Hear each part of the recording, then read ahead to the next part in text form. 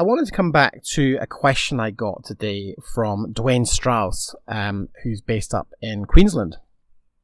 He left a comment about the podcast, and I asked him what he'd like to see more of, and he said, the usual suspects around marketing yourself, generating leads, etc., but more so about video and content strategy, ensuring that clients get value out of your services.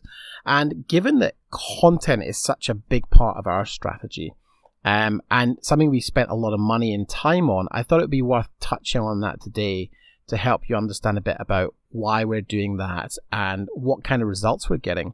So what I want to do today is talk for a little while about that. So if you've been following us for a while, you may have seen one of our daily videos. These are quite brightly colored thumbnails with, topics like getting organized or how to get paid on time. And we've got now, I think, 95 videos in circulation.